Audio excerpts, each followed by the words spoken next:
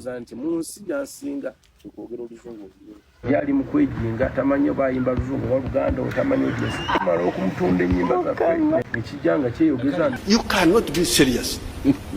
You cannot be serious. Mu mawulire ge tulinawo Kenzo Kyaddaaki avumye Bebe Cool n'amukola bw'ati n'asuula mu kasero. Mu bigambo bye nkuliza bulungi nnyo era kusa video ero gyongereyo. Kakati bano ssente kigamba mbuze z'abatabula buli omu yali ayagala kulaga nti nze nsinga wano mu NRM. Ono president w'abayimbi Kenzo ng'agamba nze n'okusinga mu NRM. Ono yagamba nti ze kibiina kino nduddewo era ffe bannaggwadda mu kibiina nze nsinga. Wano wali obuzibu. Kakati eri Kenzo ebigambo Bebe Cool yavayo n'agamba nti Kenzo n'atera nnyo okwogera by'atategeera. Kakati bano bonna emabegako abantu b'enjawulo badde mulaba comments ku social media nga bagamba bano bonna tebategeera. Wabula ne kuba tategeera imbu kuba kategeera bigambo bya social media okusinziira ku bantu b'enjawulo. Kenzo agamba nti nedda Bebe Cool oyo amagezi talina era agamba ekisajja kyammwe ekyo mukigambeko. Kenzo njagala olwa ebigambo bye bino si byaffe. Abaziyimba zonna yali mu kwejinga tamanyi bayimba luzungu oba luganda otamanyi ogyesi tumala okumutunda ennyimba zaffe ne tutuuka mu bantu ne tubeera relevant nekijjanga kyeyogeza nnyonyonyo ate nze abaana be n'abakwano bange saagala mwogerako bingi omusajja.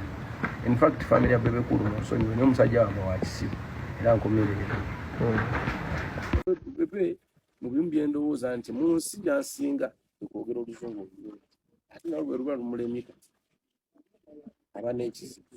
Ayogera ebintu by'atategeera. Are you saying nti buli wajja kubanga ekintu kye bayita copyright management system tikiriyo mu nsi. Ekisooka to be honest nze Bebe Cool saagala nnyo mwogera era nandiba nkomye na leero kubanga ffe tubeera mu studio ne tuyimba ennyimba ennungi ne zigenda mu bantu ezimala otunda atunze oluyimba bw'ajampingako abeerere bantu bati bwazaakola emyaka gyonna afuna omuntu aliko n'amubuukira ne bamwogerako ngenda mukomya leero addeyo mu studio ayimba ennyimba ennungi bantu baziyimbe abeerere bantu through music si bintu byakuddawo googera bantu owulira copyright ero bali mukikolako mu parliament. Kansooke ku kye bayita ekyo kye muyita copyright management system. Ebyo ebintu omuntu yambayo naye bagamba omuyimbi oyo ayogera ebintu by'atategeera. Ate newenze mumanyi Bebe Cool gy'oli nkukomyerera okwogerako mu kamera kubanze nkwogerako sifunamu gwanfunamu yantapinga amasannyalaze. Nze nyina ennyimba bwe nyingira mu bantu awo nnyimba baziyimba zonna yali mu kwejinga tamanyi bayimba luzungu oba luganda otamanyi odyesi tuvugalina tumala okumutunda ennyimba zaffe ne tutuuka mu bantu ne tubeera relevant nekijjanga kyeyogeza nnyonyonyo ate nze abaana be n'abakwano bange saagala mwogerako bingi omusajja. In fact family ya Bebe Cool musonyiwe naye omusajja wange wa kisibu era nkomerera. We are amending the copyright law. And amending the copyright law bwe tukimala ogyamendinga tugamba twali eggulu, we discuss those issues eggulu ne tugamba tunoonye system esobola okutrackinga music. It doesn't track copyright. The technology only tracks your music to see where did your song play, how many times it played, and can you get paid this much. The system that is going to be managing all these streams and stuff, it's going to be a digital. It's a system that is going to be managing all these infringements and stuff. It's a copyright management system built by the engineers of State House and others from UCC, URCB, n'ab'e Bulaaya abajja wano ne babayambako. So that is it. Simanyi ekyategeeza. But yene wenze mumanyi Bebe Cool gy'oli nkukomyerera okwogerako mu kamera kubanze nkwogerako sifunamu gwanfunamu. Yantapinga amasannyalaze. Nze nyina ennyimba bwe nyingira mu bantu awo ennyimba baziyimba zonna yali mu kwejinga tamanyi bayimba luzungu oba luganda otamanyi odyesi tuvugalina tumala okumutunda ennyimba zaffe ne tutuuka mu bantu ne tubeera relevant nekijjanga kyeyogeza nnyonyonyo ate nze abaana be n'abakwano bange saagala mwogerako bingi omusajja. In fact family ya Bebe Cool musonyiwe naye omusajja wange wa kisibu era nkomerera. Zifu budget ya TikTok teyafuluma kwa Bebe Cool azitutte. Bebe Cool leeta sete za TikTok bebe kulu leta sente za TikTok fene tujja kusinza ebyo yagala mbu tuvume Kenzo tuvume wachi Kenzo tuvume wachi atukoze eki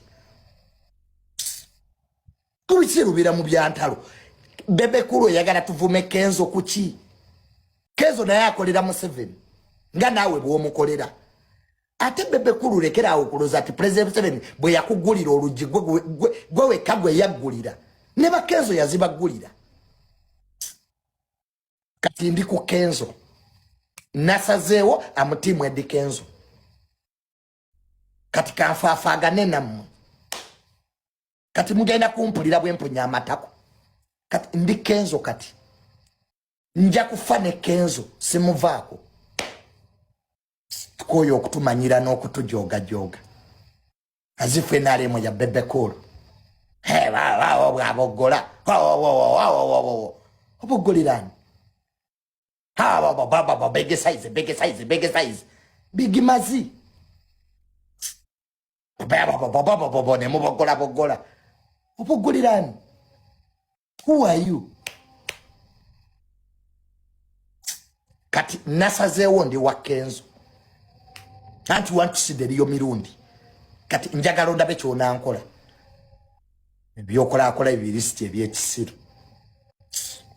That is one. Boba wa ino opportunity erobingira egundi industry eno wakola wochi. Wajjo nalaba lo ba meeting abayimbi awe munyonyo president yaba meeting yali abuuza ku studio je yakuwa. Njagala kumanya abayimbi aba recordingira mu studio eno kwache manje eri wajikola toli musajja mu company oyina amazima.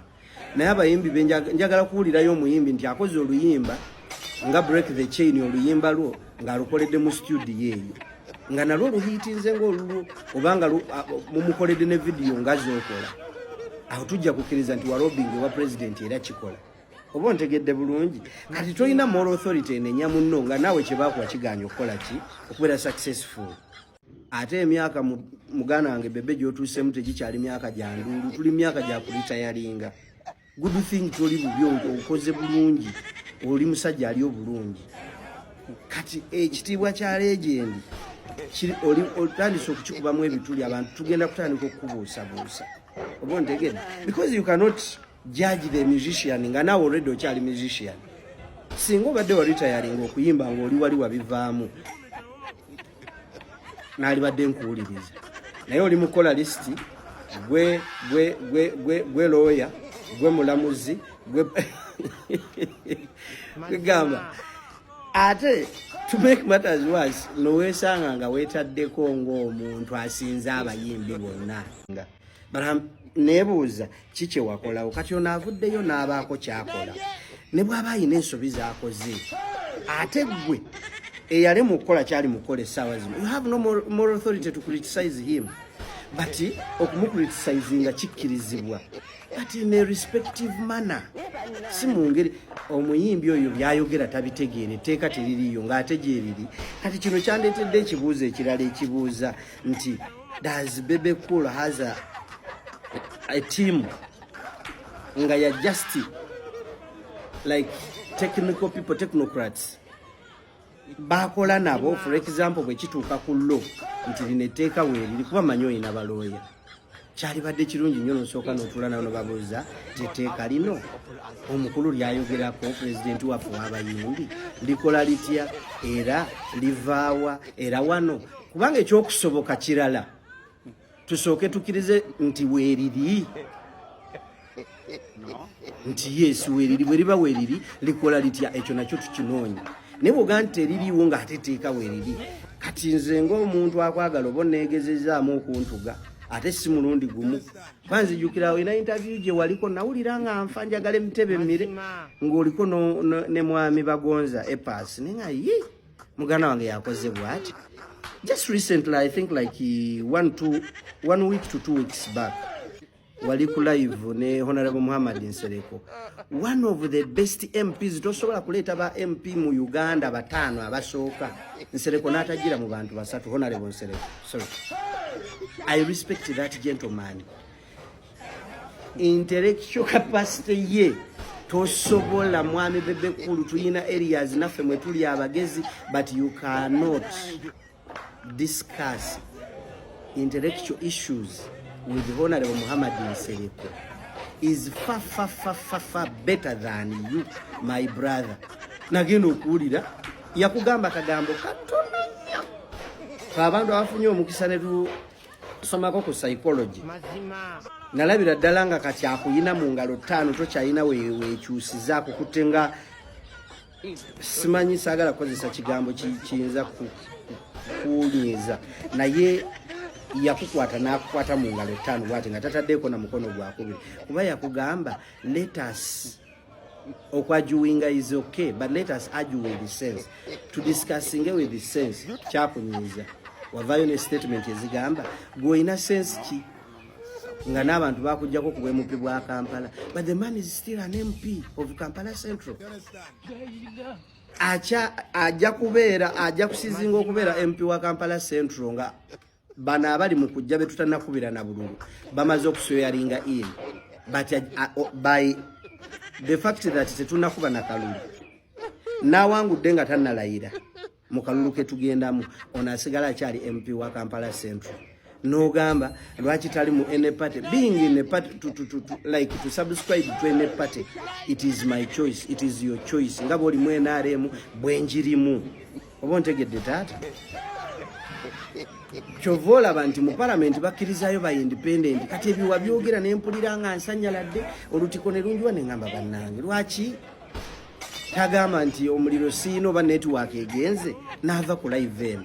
Nze neewuunya nnyo okutegeera nti Kenzo ayina tiimu nga omulimo gwayo is to research about each and everything ekikoncerninga ne music. They are on his payroll. Nti bano abantu ekintu kyonna ekikoncerninga ku music nga yeetaaga okukimanya n'ebyetaaga okunoonyerezebwako yafuna ba researcher. Kyenjogera mwenna mukimanyi nti bw'abanga takimanyi alina gwagenda okwebuuzaako nga tannaba kujja ku kamera n'ayogera ekintu ekimanyiddwa. Ayina ba sound engineers, ayina ba tiimu ezo eziyamba omuntu okubeera waali era ensonga lwaki afuuse kyakola ki. Listi ya lasita wagirabye omuyimbi wo saamulabyeko ate nga mbadde mumusuubirako. Omuyimbi wange ali mu Grammy. Amakulu listi teyina makulu. Simanyi erina makulu ku nannyiniyo basi. Ngamba omuyimbi wange ali mu Grammy. International business. Okay, ayina line gye yayogedde mu ka interview ke baakoze awo n'agamba mbu omuyimbi nti omuyimbi we ayina byayogera ku copyright byatategeera naddala ensonga ezikwatagana ku copyright management system mbu teriiyo mbu tewaliiyo copyright management system. Neŋŋamba kankubuuze kikyokyogerako. Weheri katukozese ku internet tulabe yeegamba ki. Copyright law management system. A copyright law management system, bracket CMS, is an integrated framework, often technological, that helps creators track and get paid for their work by managing usage rights, licenses, and payments, preventing piracy and enforcing compliance with copyright laws for digital and physical content. These systems can range from simple monitoring tools to complex software that embeds usage terms directly with the content, ensuring creators receive fair compensation when their music, images, or other works are used. Here, ne key functions zizo kitegeera so kati gwe byobiwulira n'obisoma ne ku Google wano ani ayogera byatategeera eyayogedde kitegeera sikuswala kwennyini. Ekirala, that person is a senior artist in the country. Rasta musajja ali respected nnyo mu society yaffe wano. Bw'abanga akyareasoninga bw'atyo kyeraliikiriza. Era kitegeeza president w'abayimbi alina omulimu munene obukola era kitegeeza nti bw'amala olutalo lwa copyright ate alina okulwana olutalo lwa mindset change mu constituency ye because some of his constituents are reasoning like that at a senior level in the industry, you know. It is worrying, it is something to really worry about, and action needs to be taken. Federation y'abayimbi erina okuteekawo mindset change programs bana abantu, because bw'aba ng'omuntu ayimbye with an experience of over 25 years, he's reasoning like that. He can come out on camera in front of very many cameras n'ayogera ku kintu ye kyatamanyi, okitegeera nga takufuddeyo nakikolako research n'arefaringa ku mboozi gye banyumya eggulu because banyumya eggulu, okitegeera really kyeraliikirizaamu. So nze ndowooza nti there needs to be mindset change programs mu bayimbi, kubanga obalaba bangi balowooza nga ye. Kati bw'osanga omuyimbi omuto enkeera nga ayogera byatategeera tosobola munenya kituufu kubanga look at his seniors. Okay.